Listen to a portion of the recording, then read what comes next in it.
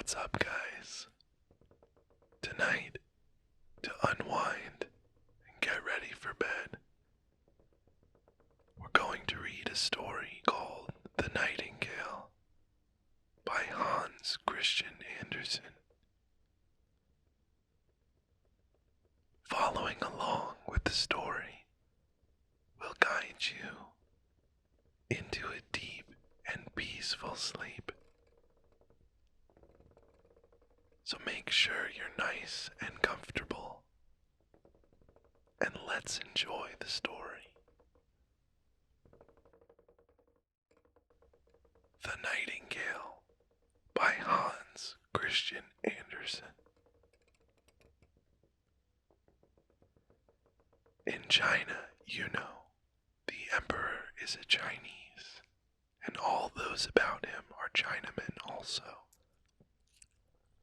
The story I am going to tell you happened a great many years ago, so it is well to hear it now before it is forgotten. The emperor's palace was the most beautiful in the world. It was built entirely of porcelain and very costly, but so delicate and brittle that whoever touched it was obliged to be careful. In the garden could be seen the most singular flowers, with pretty silver bells tied to them, which tinkled so that everyone who passed could not help noticing them. Indeed, everything in the emperor's garden was remarkable, and it extended so far that the gardener himself did not know where it ended. Those who traveled beyond its limits knew that there was a noble forest with lofty trees sloping down to the deep blue sea, and that great ships sailed under the shadow of its branches. In one of these trees lived a nightingale, who sang so beautifully that even the poor fisherman, who had so many other things to do, would stop and listen.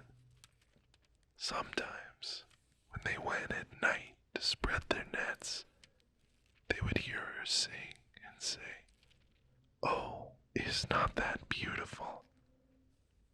But when they returned to their fishing, they forgot the bird until the next night. Then they would hear it again and exclaim, "Oh, how beautiful is the nightingale's song." Travelers from every country in the world came to the city of the emperor, which they admired very much, as well as the palace and the gardens. But when they heard the nightingale, they all declared it to be the best of all, and the travelers, on their return home, related what they had seen, and learned men wrote books containing descriptions of the town, the palace, and the gardens. But they did not forget the nightingale, which was really the greatest wonder, and those who could write poetry composed beautiful verses about the nightingale, who lived in a forest near the deep sea. The books traveled all around the world, and some of them came into the hands of the emperor, and he sat in his golden chair, and as he read, he nodded his approval every moment, for it pleased him to find such a beautiful description of his city, his palace, and his gardens. But when he came to the words, "The nightingale is the most beautiful of all," he exclaimed, "What is this? I know nothing of any nightingale. Is there such a bird in my empire?" and even in my garden. I've never heard of it. Something, it appears, may be learnt from books. Then he called one of his lords in waiting, who was so high-bred that when any in an inferior rank to himself spoke to him or asked him a question, he would answer, "Pooh," which means nothing. There is a very wonderful bird mentioned here, called a nightingale, said the emperor.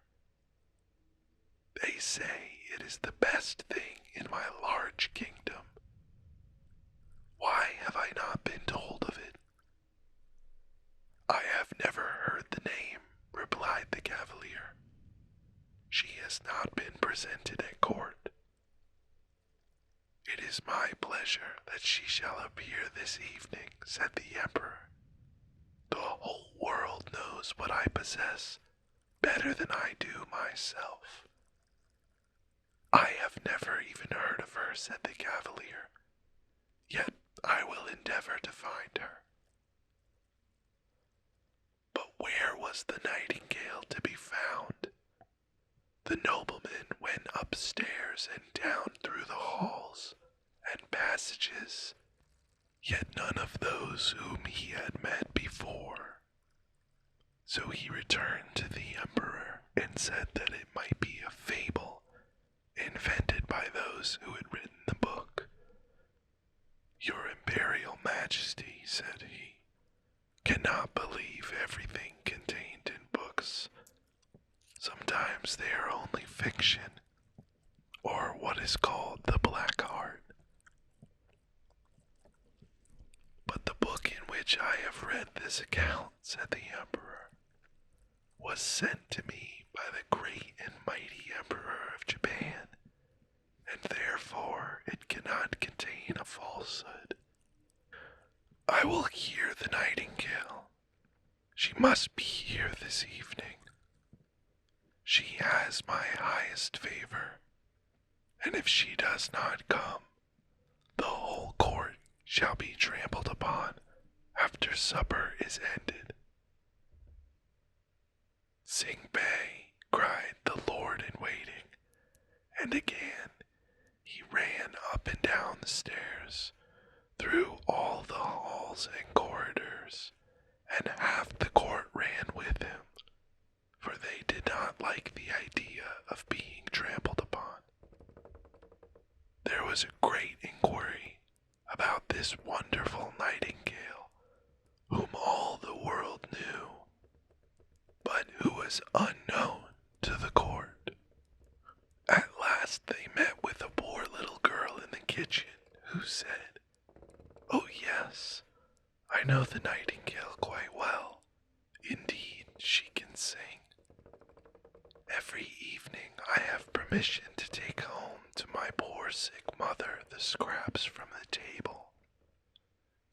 She lives down by the seashore, and as I come back I feel tired, and I sit down in the wood to rest, and listen to the nightingale's song.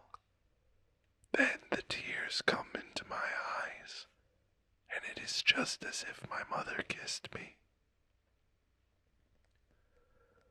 "Little maiden," said the lord in waiting, "I will obtain for you constant employment in the kitchen, and you shall have permission to see the emperor dine, if you will lead us to the nightingale, for she is invited for this evening to the palace." So she went into the wood where the nightingale sang, and half the court followed her. As they went along, a cow began lowing.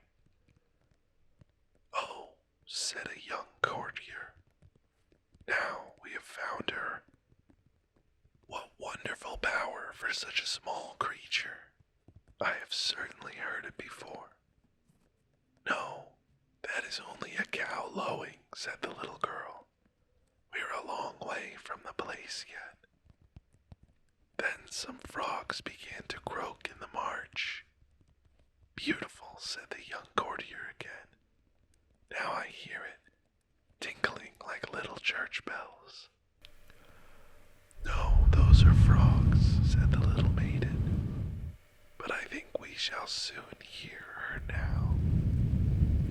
And presently, the nightingale began to sing.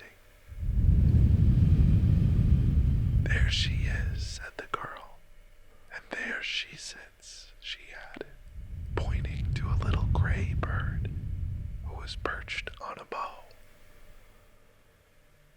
Is it possible, said the lord-in-waiting. I never imagined it would be a little, plain, simple thing like that. She has certainly changed color at seeing so many grand people around her. Little Nightingale, cried the girl, raising her voice, our most gracious emperor wishes you to sing before him. With the greatest pleasure, said the nightingale, and began to sing most delightfully. It sounds like tiny glass bells, said the lord-in-waiting. And see how her little throat works. It is surprising that we have never heard this before. She will be a great success at court. Shall I sing once more before the emperor? Asked the nightingale, who thought he was present. My excellent little nightingale, said the courtier, I have the great pleasure of inviting you to a court festival this evening, where you will gain imperial favor by your charming song. My song sounds best in the green wood, said the bird, but still she came willingly when she heard the emperor's wish. The palace was elegantly decorated for the occasion. The walls and floors of porcelain glittered in the light of 1,000 lamps. Beautiful flowers, round which little bells were tied, stood in the corridors. What with the running to and fro of the crowd, these bells tinkled so loudly that no one could speak to be heard. In the center of the great hall, a golden perch had been fixed for the nightingale to sit on. The whole court was present, and the little kitchen maid had received permission to stand by the door. She was not installed as a real court cook. All were in full dress, and every eye was turned to the little gray bird when the emperor nodded to her to begin. The nightingale sang so sweetly that the tears came into her emperor's eyes and then rolled down his cheeks as her song became still more touching and went to everyone's heart. The emperor was so delighted that he declared the nightingale should have his gold slipper to wear round her neck. But she declined the honor with thanks. She had been sufficiently rewarded already. I have seen tears in an emperor's eyes, she said. That is my richest reward. An emperor's tears have wonderful power and are quite sufficient honor for me. And then she sang again, more enchantingly than ever. That singing is a lovely gift, said the ladies of the court to each other. And then they took water in their mouths to make them utter the gurgling sounds of the nightingale when they spoke to anyone, so that they may fancy themselves nightingales. And the footmen and chambermaids also expressed their satisfaction, which is saying a great deal, for they are very difficult to please. In fact, the nightingale's visit was more successful.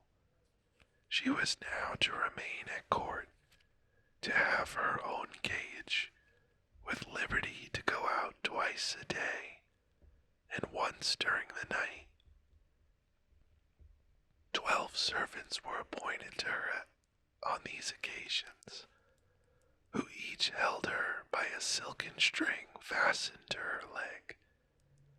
There was certainly not much pleasure in this kind of flying. The whole city spoke of the wonderful bird, and when two people met, one said nighting and the other said gale, and they understood what was meant, for nothing else was talked of. 11 peddlers' children were named after her, but not one of them could sing a note. One day the emperor received a large packet on which was written, "The Nightingale." "Here is no doubt a new book about our celebrated bird," said the emperor. But instead of a book, it was a work of art contained in a casket, an artificial nightingale made to look like a living one, and covered all over with diamonds, rubies, and sapphires. As soon as the artificial bird was wound up, it could sing like the real one, and could move its tail up and down, which sparkled with silver and gold. Round its neck hung a piece of ribbon, on which was written, "The Emperor of China's nightingale is poor, compared with that of the Emperor of Japan." "This is very beautiful," exclaimed all who saw it, and he who had brought the artificial bird received the title of Imperial Nightingale Bringer-in-Chief. "Now they must sing together," said the court, "and what a duet it will be." But they did not get on well, for the real nightingale sang in its own natural way, but the artificial bird sang only waltzes. "That is not a fault," said the music master. "It is quite perfect to my taste." So then it had to sing alone, and was as successful as the real bird. Besides, it was so much prettier to look at, for it sparkled like bracelets and breastpins. 33 times did it sing the same tunes without being tired. The people would gladly have heard it again, but the emperor said the living nightingale ought to sing something. But where was she? No one had noticed her when she flew out the open window back to her own green woods. "What strange conduct," said the emperor, when her flight had been discovered, and all the courtiers blamed her and said she was very ungrateful. "But we have the best bird after all," said one, and then they would have the bird sing again, although it was the 34th time they had listened to the same piece, and even they had not learnt it, for it was rather difficult. But the music master praised the bird in the highest degree, and even asserted that it was better than a real nightingale, not only in its dress and the beautiful diamonds, but also in its musical power. For you must perceive, my chief lord and emperor, that with a real nightingale we can never tell what is going to be sung, but with this bird everything is settled. it can be opened and explained so that people may understand how the waltzes are formed and why one note follows upon another. This is exactly what we think, they all replied, and then the music master received permission to exhibit the bird to the people on the following Sunday, and the emperor commanded that they should be present to hear it sing. When they heard it, they were like people intoxicated. However, it must have been with drinking tea, which is quite a Chinese custom. They all said, "Oh," and held up their forefingers and nodded. But a poor fisherman, who had heard the real Nightingale, said, "It sounds pretty enough, and the melodies are all alike. Yet there's something wanting. I cannot exactly tell what." And after this, the real Nightingale was banished from the empire, and the artificial bird placed on a silk cushion close to the emperor's bed. The presents of gold and precious stones which had been received with it were round the bird, and it was now advanced to the title of Little Imperial Toilet Singer, and to the rank of number 1 on the left hand, for the emperor considered the left side, on which the heart lies, as the most noble, and the heart of an emperor is in the same place as that of other people. The music master wrote a work in 25 volumes about the artificial bird, which was very learned and very long, and full of the most difficult Chinese words. Yet all the people said they had read it and understood it, for fear of being thought stupid and having their bodies trampled upon. So a year passed, and the emperor, the court, and all the other Chinese knew every little turn in the artificial bird's song, and for that same reason it pleased them better. They could sing with the bird, which they often did. The street boys sang, and the emperor himself could sing it also. It was really most amusing. One evening, when the artificial bird was singing its best, and the emperor lay in bed listening to it, something inside the bird sounded whiz, then a spring cracked, whir, went all the wheels running round, and then the music stopped. The emperor immediately sprang out of bed and called for his physician, but what could he do? Then they sent for a watchmaker, and after a great deal of talking and examination, the bird was put into something like order, but he said that it must be used very carefully, as the barrels were worn, and it would be impossible to put in new ones without injuring the music. Now there was great sorrow, as the bird could only be allowed to play once a year, and even that was dangerous for the works inside it. Then the music master made a little speech, full of hard words, and declared that the bird was as good as ever, and of course, no one contradicted him. 5 years passed, and then a real grief came upon the land. The Chinese really were fond of their emperor, and he now lay so ill that he was not expected to live.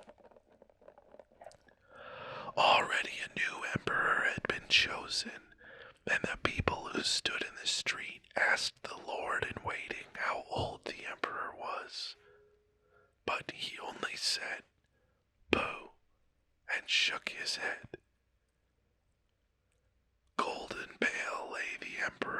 his loyal royal bed. The whole court thought he was dead, and everyone ran away to pay homage to his successor. The chamberlains went out to have a talk on the matter, and the ladies' maids invited company to take coffee. Cloth had been laid down on the halls and passages, so that not a footstep should be heard, and all was silent and still. But the emperor was not yet dead, although he lay wait and stiff in his gorgeous bed, with the long velvet curtains and heavy gold tassels. A window stood open, and the moon shone in upon the emperor and the artificial bird. The poor emperor, finding he could scarcely breathe with a strange weight on his chest, opened his eyes and saw Death sitting there. He had put on the emperor's golden crown and held in one hand his sword of state, and in the other his beautiful banner. All around the bed and peeping through the long velvet curtains were a number of strange heads, some very ugly, and others lovely and gentle-looking. These were the emperor's good and bad deeds, which stared him in the face now Death sat at his heart. "Do you remember this? Do you recollect that?" they asked one after another, thus bringing to his remembrance circumstances that made the perspiration stand on his brow. "I know nothing about it," said the emperor. "Music, music," he cried, "the large Chinese drum, that I may not hear what they say." But they still went on, and Death nodded like a Chinaman to all they said. "Music, music," shouted the emperor. "You little precious golden bird, sing, pray sing. I have given you gold and costly presents. I have even hung my gold slipper round your neck. Sing, sing." But the bird remained silent. There was no one to wind it up, and therefore it could not sing a note. Death continued to stare at the emperor with his cold, hollow eyes, and the room was fearfully still. Suddenly, there came through the open window the sound of sweet music. Outside, on the bough of a tree, sat the living Nightingale. She had heard of the emperor's illness, and was therefore come to sing him of hope and trust. And as she sung, the shadows grew paler and paler. The blood in the emperor's veins flowed more rapidly, and gave life to his weak limbs. And even Death himself listened and said, "Go on, little Nightingale, go on. Then will you give me the beautiful golden sword and that rich banner? And will you give me the emperor's crown?" said the bird. So Death gave up each of these treasures for a song, and the Nightingale continued her singing. She sung of the quiet churchyard, where the white roses grow, where the elder tree wafts its perfume on the breeze, and the fresh, sweet grass is moistened by the mourner's tears. Then Death longed to go and see his garden, and floated out through the window in the form of a cold, white mist. "Thanks, thanks, you heavenly little bird. I know you well. I banished you from my kingdom once, and yet you have charmed away the evil faces from my bed, and banished banish death from my heart with your sweet song. How can I reward you? You have already rewarded me, said the nightingale. I shall never forget that I drew tears from your eyes the first time I sang to you. These are the jewels that rejoice a singer's heart. But now sleep and grow strong and well again. I will sing to you again. And as she sung, the emperor fell into a sweet sleep. And how mild and refreshing that slumber was. When he awoke, strengthened and restored, the sun shone brightly through the window, but not one of his servants had returned. They all believed he was dead. Only the nightingale still sat beside him and sang. You must always remain with me, said the emperor. You shall sing only when it pleases you, and I will break the artificial bird into 1,000 pieces. No, do not do that, replied the nightingale. The bird did very well as long as it could. Keep it here still. I cannot live in the palace and build my nest, but let me come when I like. I will sit on a bough outside your window in the evening and sing to you so that you may be happy and have thoughts full of joy. I will sing to you of those who are happy and those who suffer, of the good and the evil who are hidden around you. The little singing bird flies far from you, and your court to the home of the fisherman and the peasant's cot. I love your heart better than your crown, and yet some holy lingers round that also. I will come, I will sing to you, but you must promise me one thing. Everything, said the emperor, who, having dressed himself in his imperial robes, stood with one hand that held the heavy golden sword pressed to his heart. I only ask one thing, she replied.